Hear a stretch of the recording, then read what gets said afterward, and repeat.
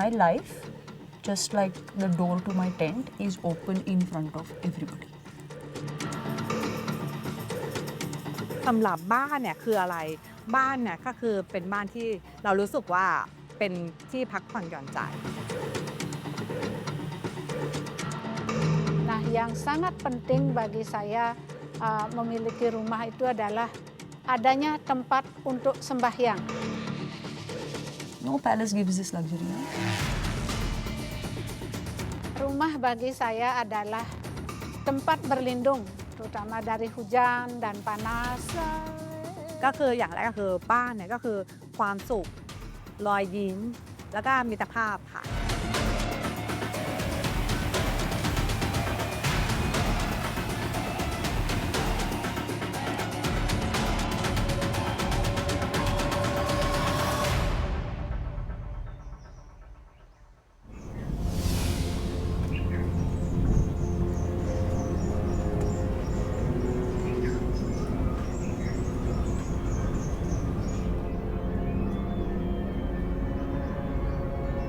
Yeah, I was a posh city girl living in a plush penthouse apartment.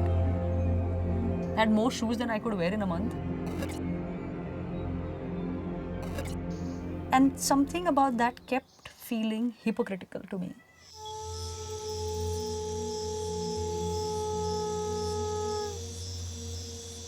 As wonderful as my ex-husband is, I didn't feel like I was ever made for that life. The conventional, traditional life. I've just been too wild and free of spirit, I think, all my life.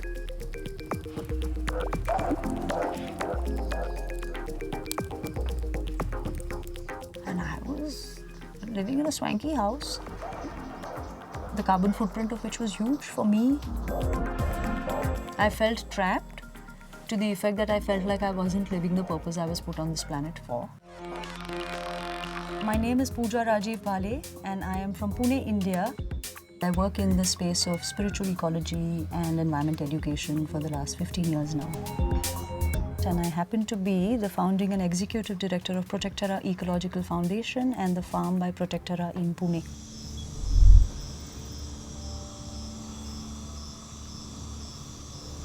It's a registered not-for-profit social enterprise based in Pune, India. At the heart of everything that we do, I keep asking our team and I ask myself, how is this bringing about ecological behavioral change? I was telling people to be conscious, I was telling people to care. So when I did separate, I said I cannot speak of being sustainable if I'm going to live like that.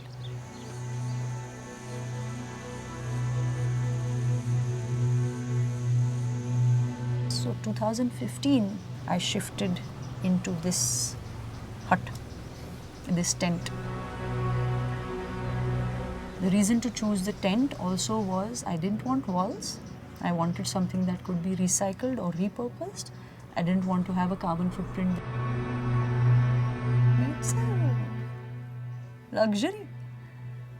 I wake up to the sun shining through my window. I sleep to the moon coming in through the other window. It's no palace gives this luxury.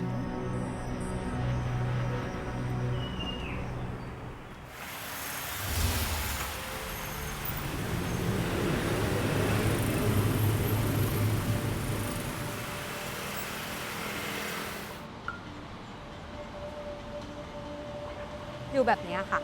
ตรงใต้สะพานนี่แหละค่ะบ้านเราเป็นบ้าน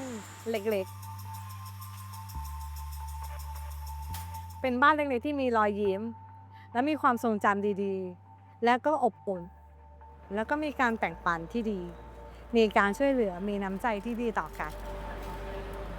เนี่ยค่ะแล้วก็คนข้างนอกก็จะเห็นว่าบ้านเล็กๆแบบพวกเราเฮ้ยมันมีแบบนี้ด้วยเหรอ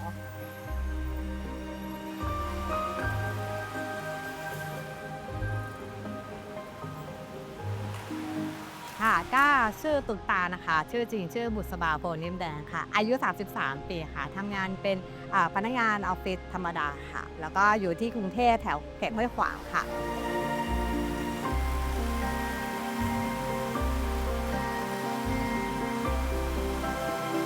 บ้านเราจะเป็นหูหนวกนะคะหูหนวกค่อนข้างส่วนใหญ่เลยที่มาจาก ต่างถิ่นมากมาย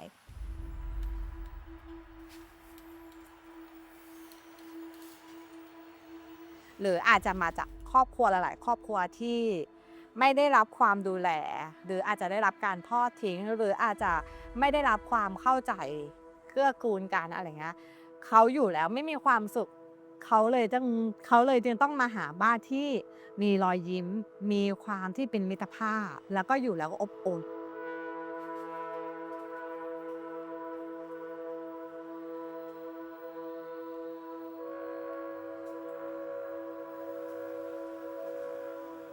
ปกติคนทั่วไปอ่ะเราว่าเราไม่รับเนาะเพราะว่าเขายังมีโอกาสที่จะได้ที่อยู่ที่เขาสามารถอยู่ได้ แต่ว่ากลุ่มเนี้ยเขาไม่สามารถที่จะไปอยู่ที่อื่นได้ เพราะว่าหนึ่งเนี่ยด้วยหลายปัจจัยต่างๆหนึ่งอาจจะด้วยความที่ว่าไม่เข้าใจอะไรอย่างนี้แล้วก็ความที่ว่าอยู่ที่อื่นแล้วมันไม่มีความสุขเท่าอยู่กับที่นี่เพราะอยู่ที่นี่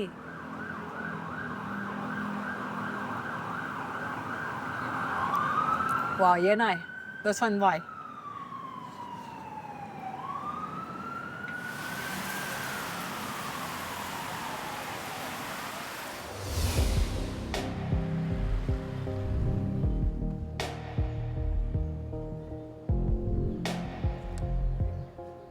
Kehidupan saya masa kecil sangat sulit. Rumah saya adalah rumah berupa pondok yang di dindingnya itu adalah dinding dari daun kelapa, rumah-rumah yang sangat tidak layak ditempati. Waktu kecil, saya itu kepingin sekali nyapu terutama, menyapu lantai dengan sapu hijau karena saya itu lantai beralaskan tanah. Kerinduan saya waktu kecil melihat teman-teman menyapu dengan lantai keramik. Jadi kerinduan saya kapan ya saya punya rumah dengan berlantaikan keramik, itu aja. Saya Niwayan Sukerti, saya sebagai penari Bali dan juga sebagai pengelola Sariwisata Budaya Barong Tanah Kilap.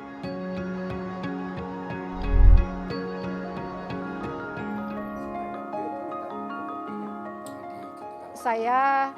pada saat berumur 30-an menikah dengan bapak dan langsung hamil. Di awal pernikahan saya bisa membangun rumah. Jadi saya membangun rumah itu sesuai dengan Asto Kosalo Kosali, yaitu tatanan rumah yang ada di sesuai dengan ajaran agama kami, yaitu agama Hindu.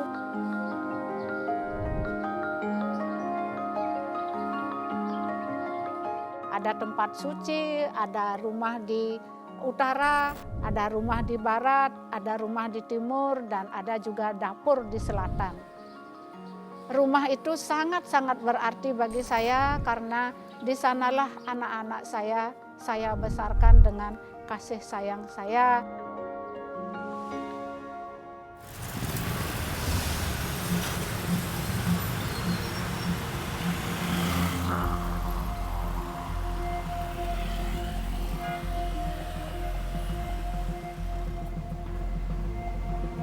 คุณพ่อเกิดปี 2499 คุณพ่ออยู่ที่นี่ตั้งแต่เกิด อยู่ที่นี่ตั้งแต่ที่เป็นทุ่งนา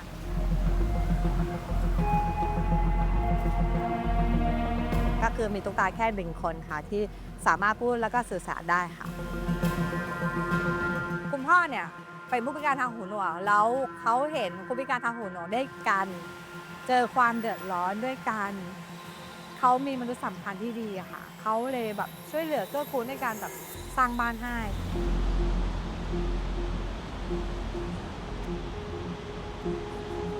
แต่ก่อนนะคะหลังคลองอ่ะ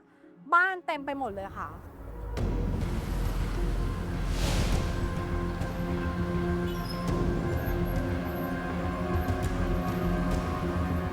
แล้วเจอโดนไล่ที่ออกมาปุ๊บเนี่ยก็เลยมาขยุ่มตรงนี้คุณพ่อก็เลยสร้างใต้สะพาน สร้างหมดค่ะจนมาเจอแบบช่วงโควิดเป็นวิกฤตจริงๆค่ะช่วงโควิดระบาดหนักมากแล้วเรารู้สึกว่าตรงนี้ค่ะมันเป็นแหล่งแออัด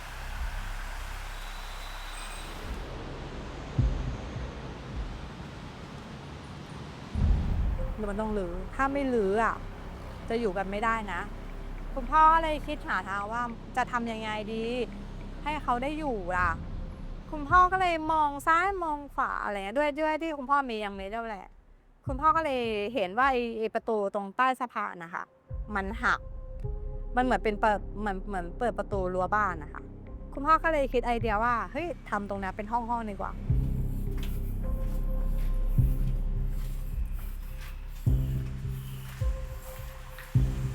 ไปหาไม้มาหาหาพวกฟิวเจอร์บอร์ดมาอะไรเงี้ยแต่หลังคาไม่ต้องทำสังกะสีไม่ต้องนะเพราะว่าคุณพ่อบอกว่าเราใช้ตรงบนสะพานนี่แหละแทนหลังคาการฝนการแดดอะไรอย่างนี้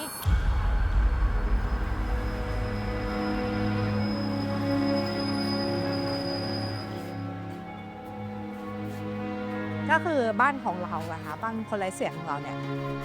เป็นครอบครัวช่วยเหลือเกื้อกูลซึ่งกันและกันนะคะ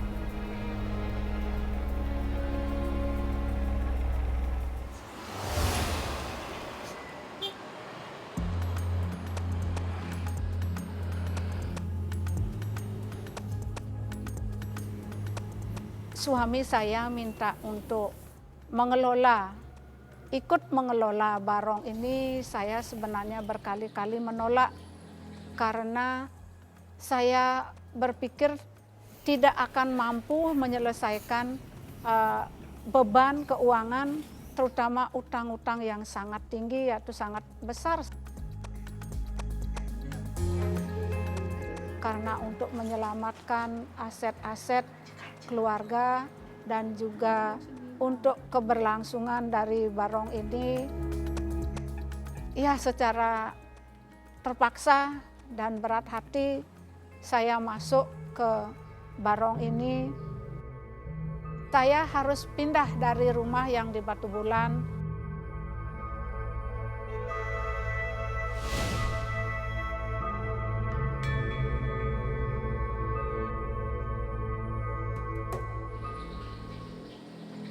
Sebenarnya sih ini bukan rumah tetapi tempat usaha. Jadi karena di sini adalah rumah bukan untuk keluarga saya saja tetapi rumah bagi banyak orang. Meskipun mereka semua tidak tidur di sini, tetapi Barong ini adalah rumah bagi mereka untuk mendapatkan hasil untuk kelangsungan hidup mereka. Jadi Barong ini sangat-sangat berarti karena di sini juga merupakan wadah untuk pengembangan seni dan budaya yang ada di Bali.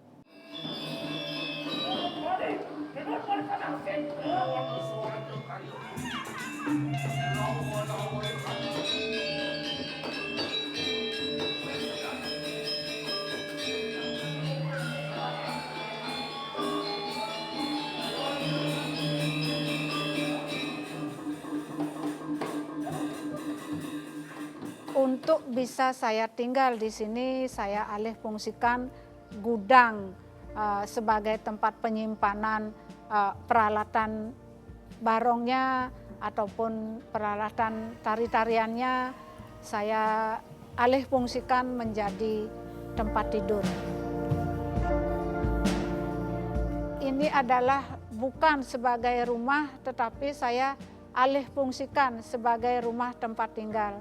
Jadi bisa berlindung dari hujan dan panasnya terik matahari.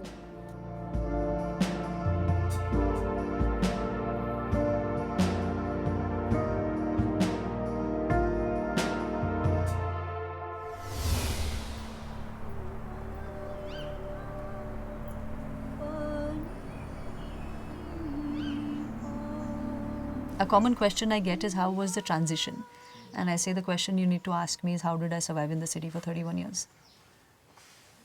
Because this was the biggest homecoming I have ever felt and the biggest sense of belonging I have. I said, bus, I have returned. So this is ancestral family land. That has been the greatest gift, honestly, to the fact that I have not had to rent a piece of land or buy a piece of land. I said, I'll do something there. This is how it started.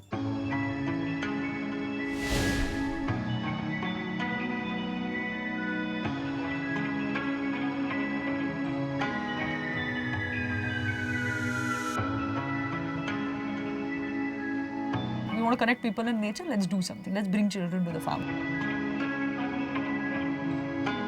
Kids come and they have something that they're learning specific. Might be insects, for example, or might be painting with mud colors or leaf shapes, whatever. We need to get them introduced to nature, and then I can get them to fall in love with nature, and something they love, they might destroy lesser. Nature is community, not commodity. Which means the farm is accessible for everybody and anybody. It's not mine. That's why I said the only place I call mine is this tent.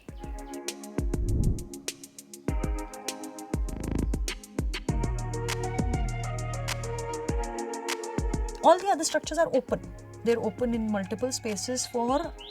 bugs to come in and out of, reptiles to come in and out of, animals to come in and out of.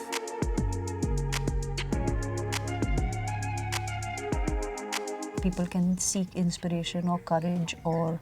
whatever it is that they come seeking from this. I do not get disturbed by the presence of people. No. No. It doesn't take away from the home feeling because I like it.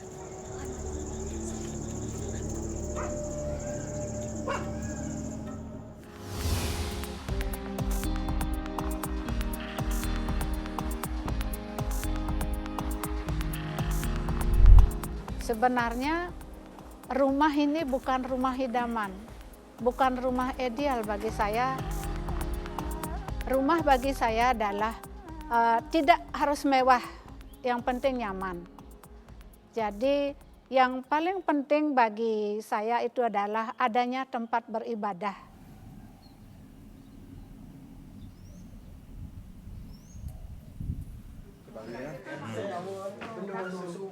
Rikala sampun suwe merapian.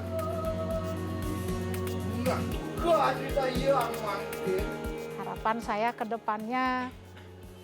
mudah-mudahan ini sebagai titik awal kalau misalkan Barong ini sukses dan berhasil mendapatkan hasil yang tinggi, saya bisa menyelesaikan semua permasalahan sehingga nantinya pasti saya punya rumah idaman yang benar-benar rumah sebagai tempat tinggal.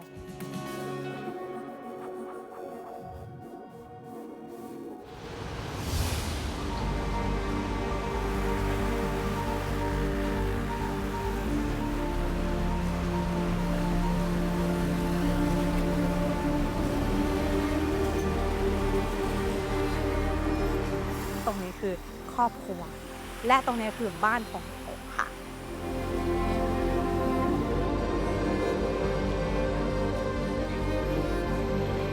อันเนี้ยตุ๊กตากำลังแบบยังไงอะเหมือนเขาเรียกว่าอะไรคะกำลังสู้เหมือนกับว่ากำลังสู้ให้พวกเขาอยู่อะ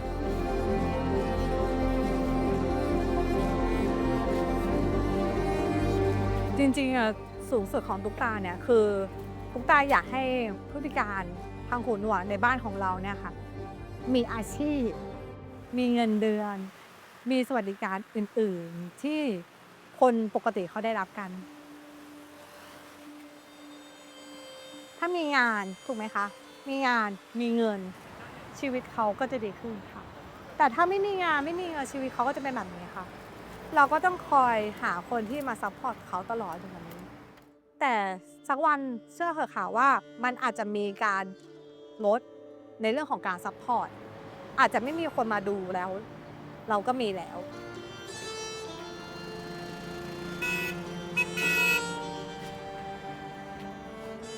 เราก็เลยบอกเขาว่าเราซัพพอร์ตกับเขาตลอดไม่ได้หรอกแต่เราจะ ช่วยผลักดันในเรื่องของอาชีพให้เขา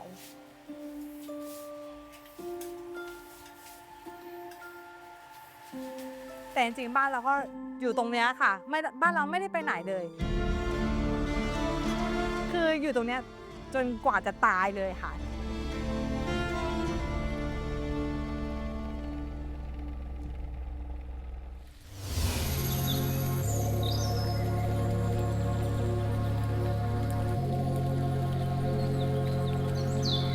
But every rainy season, I want to just say, why am I doing this? Everything's wet. Everything is muddy. My bathroom, my kitchen, and my tent are all 3 separate units. So to go to the loo is like walking in a storm some days. I can live like this because I have lived the other life. Had I lived like this, I would aspire to not want to live like this. I can remember my father asking me, so is this how your life is going to be, Pooja? You're going to just live in a tent as a single woman, not have children, date a woman? And I said, does it matter to you that I'm happy, Baba? Happiest I've ever been. Never asked me again. I found myself and I realized that's all I need. And I found them. On the trees, the birds, the animals, they're all there.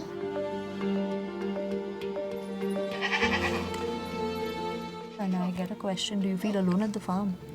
I said, no, I feel lonely. There are times where I just feel lonely. I never feel alone, though. Never alone. The whole cosmos walks with me.